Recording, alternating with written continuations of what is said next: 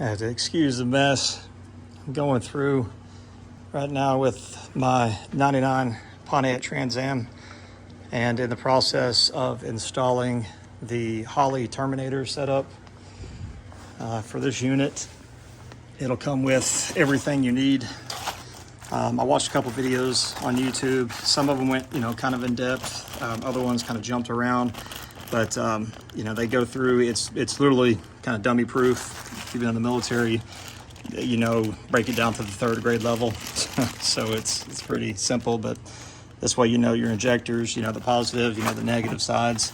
Then you'll go through, you'll have your screen, touch screen set up, and then you'll have your O2 sensor, and then your additional wires you can hook up on there and go into the computer once you have it turned on.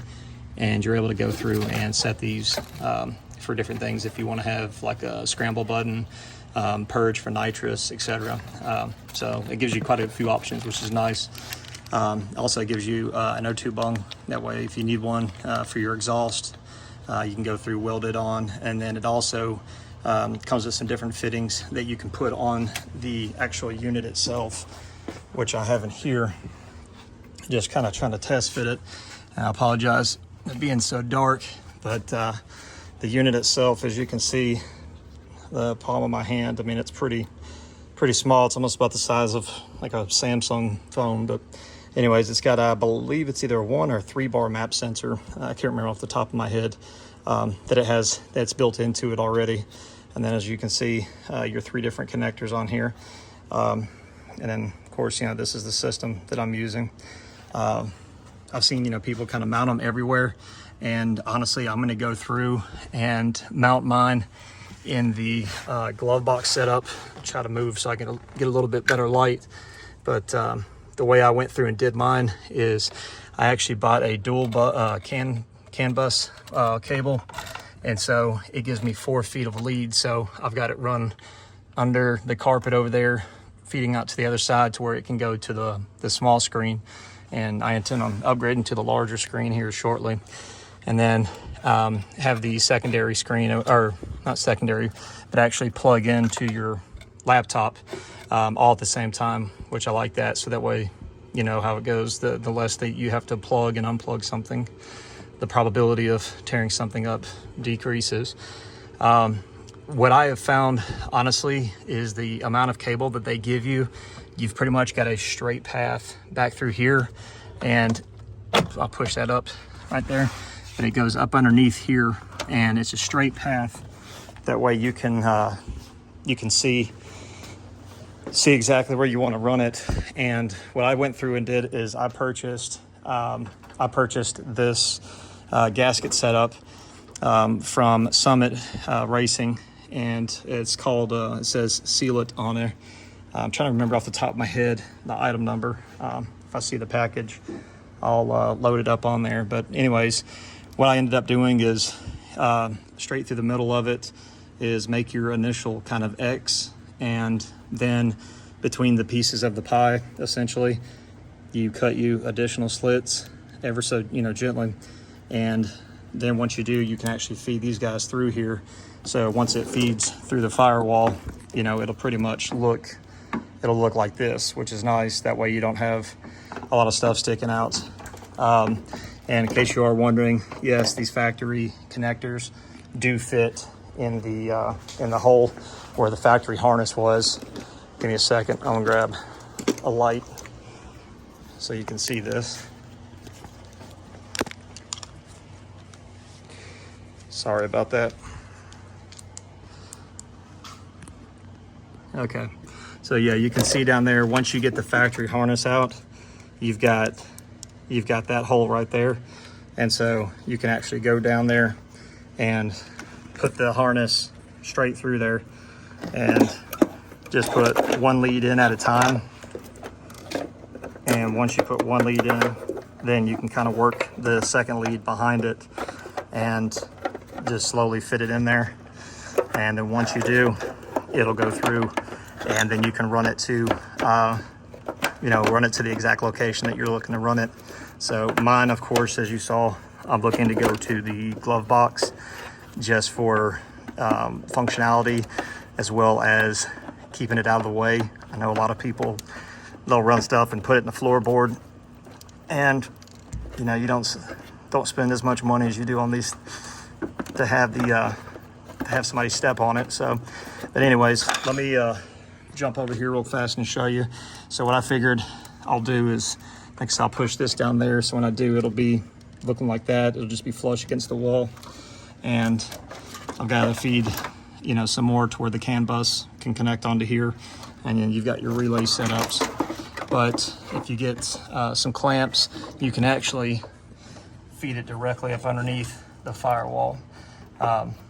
So that way you can actually come out almost exactly dead center on the motor. So when you come across, then you know you can go through and it'll show you what's what as far as oil, map sensor, ignition, etc. And you get more than enough cable to get to everything. So you've got your IAC, everything, your TPS sensor. So they do a good setup. Yeah, granted, I understand I've got the engine out of mine, so it's a lot easier. But you know, honestly, you know, with this time right now, what I'm doing is doing everything at once, which is where I've also got the tick adjustable master cylinder setup in there. So that wasn't too bad to hook up. Not quite fond of the hardware that they give you. It just seems a little on the kind of weak side, but you know, it is what it is. They wouldn't put it out if it didn't work. So it's got the all new cable set up, and then we're also running the tick, the speed bleeder, as well as the shifter, which that shifter, if you're wondering or you're on the edge for your T56, I assure you, trust me, get that. It is night and day different. The shifts are smoother and harder, and when I say harder, it's a matter of they go through and it feels like, you know, you're in the gear. It's not a matter of missing the gears. You know what I'm talking about if you've ever tried to get down on it and then missed one. These feel like it's slammed straight in there. But anyways, like I said, going back to the Terminator system, if you're on the edge or you're thinking about doing it, definitely go for it. I'm gonna have more videos lined up where I'm also running the hot wire kit from the back. I had it from a previous setup I had done for a triple pump. We're gonna be running twin 450s on here, and we'll have this going in here, which is our stroker 408 setup. That it's coming along, so we're running a 92 millimeter, and then of course, you know, fast 92. So that's a nice clean system. I got that from some of the guys online, and now we're going to move that crankcase vent. I'll actually have a breather set up, and the way we're doing the valve covers is I've actually got an insert that goes in there that allows you to convert it over to a dash 10 fitting like that, and so it actually just screws straight in there.